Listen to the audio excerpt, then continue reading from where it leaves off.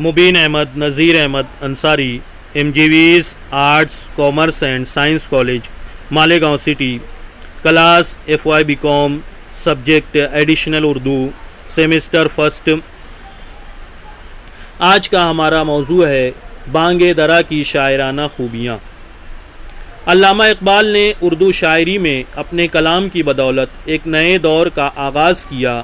آج کوئی شاعر ہمیں ایسا نظر نہیں آتا جو کسی نہ کسی زاویے سے علامہ اقبال کے انداز بیان سے متاثر نہ ہوا ہو۔ اس کے برعکس میر کا انداز بیان بہت کم شعراء کو نصیب ہوا۔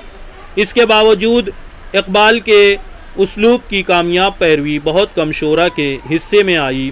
بال جبریل میں ان کی اردو شاعری اپنے مرتبہ کمال پر نظر آتی ہے۔ بال جبریل کا بانگ درا سے موازنہ نہیں کیا جا سکتا۔ اس کے باوجود بانگ درا میں شاعری کی تمام خوبیاں موجود ہیں۔ بانگ درا میں نظمیں بھی ہیں اور غزلیں بھی۔ ایسی غزلیں بھی ہیں جن میں حضرت داغ دہلوی کا رنگ پایا جاتا ہے۔ جیسے جیسے اقبال کے خیالات میں وسعت اور بلندی پیدا ہونے لگی، غزلوں میں غالب کا رنگ پیدا ہونے لگا اور بانگ درا کی شاعرانہ خوبیاں آہستہ آہستہ بڑھتی گئیں۔ اقبال نے اپنی شاعری کے وسیلے سے مناظر قدرت کی خوبصورت تصاویر کھینچی ہیں۔ ان کی بہت ساری نظموں میں منظر کشی اور فطرت نگاری اپنے عروج پر نظر آتی ہے۔ مناظر قدرت اور کائنات کی رنگینی کو اقبال نے اپنے مخصوص انداز میں بیان کیا ہے۔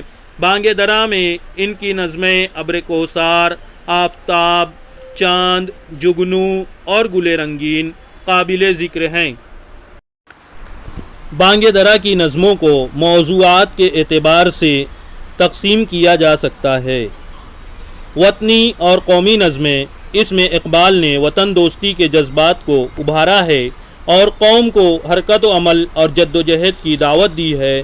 قومی نظموں میں جو نظمیں سر فہرست ہیں اور بہت زیادہ مقبول ہوئیں، ان میں ہندوستانی بچوں کا قومی گیت، ترانہ ملی اور نیا شیوالا قابل ذکر ہیں۔ تاریخی نظمیں، اقبال نے بانگ درا میں اپنے کلام میں بہت سارے تاریخی واقعات کو پیش کیا ہے اور عظیم شخصیات پر بھی نظمیں لکھی ہیں۔ دیگر مذاہب کے اوتاروں کو بھی موضوع سخن بنایا ہے۔ ان میں حضور رسالت مآب صلی اللہ علیہ وسلم، حضرت بلال رضی اللہ تعالی عنہ، حضرت فاطمہ بنت عبداللہ بلاد اسلامیہ وغیرہ قابل ذکر ہیں۔ فلسفیانہ نظمیں، ایسی نظمیں بھی بانگ درا میں شامل ہیں جن میں اقبال نے علم و حکمت کے نقطے کو بیان کیا ہے۔ ان میں فلسفہ غم، سرگزشت آدم اور شمع و شاعر وغیرہ کا شمار ہوتا ہے۔ دعائیہ نظمیں، اقبال نے اپنی نظموں میں دعائیہ کلمات بھی کہے ہیں۔ التجائے مسافر اور ایک آرزو ایسی ہی نظمیں ہیں۔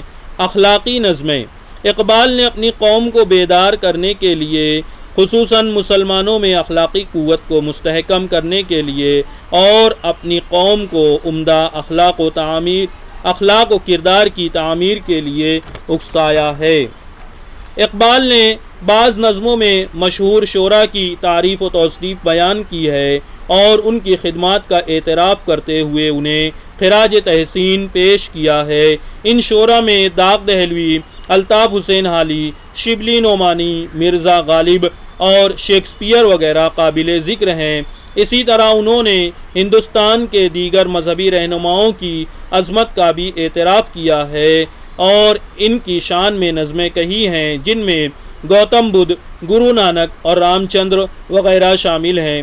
اسی طرح ان کی شاعری میں نصیحت کے ساتھ ساتھ اقوال زرعی، سیاسی مسائل اور طنز ظرافت کے موضوع پر بھی مواد ملتا ہے۔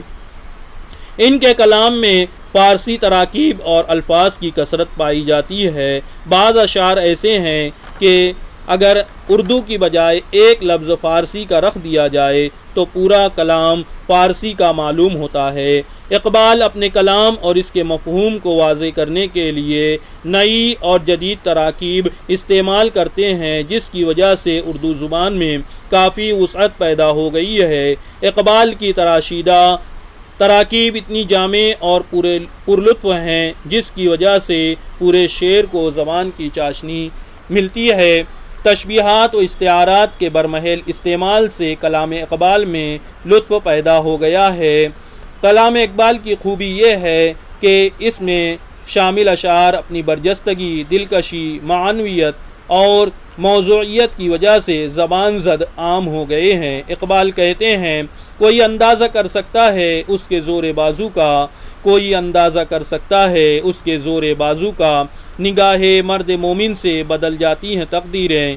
اور اسی سلسلے میں آگے کہتے ہیں، میں جو سر بسجدہ ہوا کبھی تو زمیں سے آنے لگی صدا، میں جو سر بسجدہ ہوا کبھی تو زمیں سے آنے لگی صدا، تیرا دل تو ہے صنم آشنا، تجھے کیا ملے گا نماز میں، شکوہ جواب شکوہ، شمع اور شاعر، خضر راہ اور طلوع اسلام اقبال کی ایسی نظمیں ہیں جن کے بہت سارے اشعار لوگوں نے حفظ کر رکھے ہیں اور انہیں قومی اور وطنی جلسوں اور مجالس میں بڑی شان سے پڑھتے ہیں۔ ان کی اکثر نظمیں سوز و گداز سے لبریز ہوتی ہیں جسے کشف غم سے تعبیر کیا جا سکتا ہے۔